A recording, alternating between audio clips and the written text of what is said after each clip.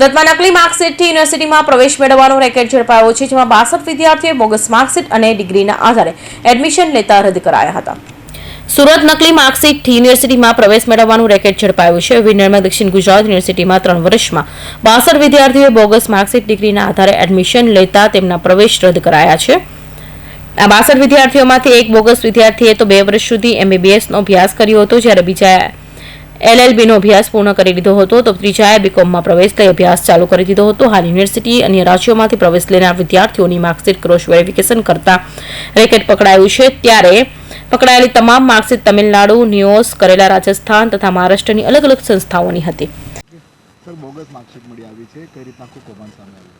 આપણી વિનર્મા દક્ષિણ ગુજરાત યુનિવર્સિટીમાં છેલ્લા 3 વર્ષથી academic bank credit, UID, UDIS અને આધાર કાર્ડ આ 4 વસ્તુને એકસાથે ડેટાનો ઉપયોગ કરીને અને અમને મળેલા ઇનપુટ્સને આધારે તેમજ આપણે યુનિવર્સિટીમાં પ્રથમ સત્રની અંદર 70,000 કરતાં વધારે વિદ્યાર્થીઓ પ્રવેશ લેતા હોય છે, જેમાં 6 થી 7,000 કરતાં વધારે વિદ્યાર્થીઓ આપણી યુનિવર્સિટી કે ગુજરાત બોર્ડ સિવાયના અન્ય બોર્ડ કે અન્ય યુનિવર્સિટીના વિદ્યાર્થીઓ પ્રવેશ લેતા હોય છે, જેને યુનિવર્સિટી પોતાના ખર્ચે તે યુનિવર્સિટી પાસેથી અમે વેરીફાઈ કરાવતા હોય છે.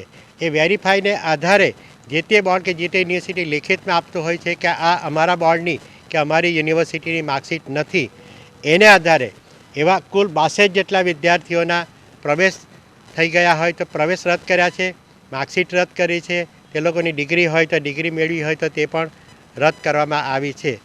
આમાં જે તે રાજ્ય કે જે તે યુનિવર્સિટીનો વાંક હોતો નથી, છતાં જે તે રાજ્ય કે જે તે યુનિવર્સિટીના લેટેડ પેડનો ઉપયોગ એટલે કે રાજસ્થાન, મહારાષ્ટ્ર, કેરળ, તામિલનાડુ જેવા રાજ્યોના આવેલા બોર્ડ કે જેવા રાજ્યોમાં આવેલી યુનિવર્સિટીમાંથી તેના લેટેડ પેડનો ઉપયોગ કરીને આવા પ્રકારના લોકો ઉપયોગ કરીને વિવિધ યુનિવર્સિટીઓમાં પ્રવેશ લેતા હોય છે.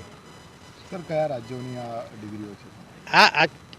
આ જે છે એ કેરળ, તામિલનાડુ, મહારાષ્ટ્ર અને રાજસ્થાનના આવેલા બોર્ડ અને યુનિવર્સિટીનો લેટર પેડનો ઉપયોગ કરીને એ રાજ્યોને કે જે તે યુનિવર્સિટીને પણ ખબર હોતી નથી, એનો એ લોકો ઉપયોગ કરીને આ પ્રકારના લોકો આ પ્રકારની માર્કશીટો બનાવીને વિવિધ યુનિવર્સિટીઓમાં પ્રવેશ લેતા હોય છે.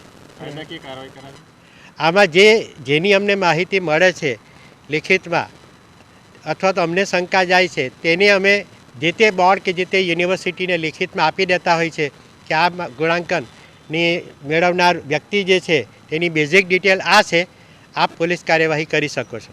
સર, આપણી યુનિવર્સિટીમાં એડમિશન મેળવતા હોય છે, આપણી યુનિવર્સિટીમાં પ્રવેશ લીધા પછી એ વિદ્યાર્થી આપણા ઉપર કોઈ કાર્યવાહી કરવાનો પ્રયત્ન કરીએ તો જવાબી કાર્યવાહી રૂપે અમે પણ પોલીસ કાર્યવાહી કરતા હોય છે.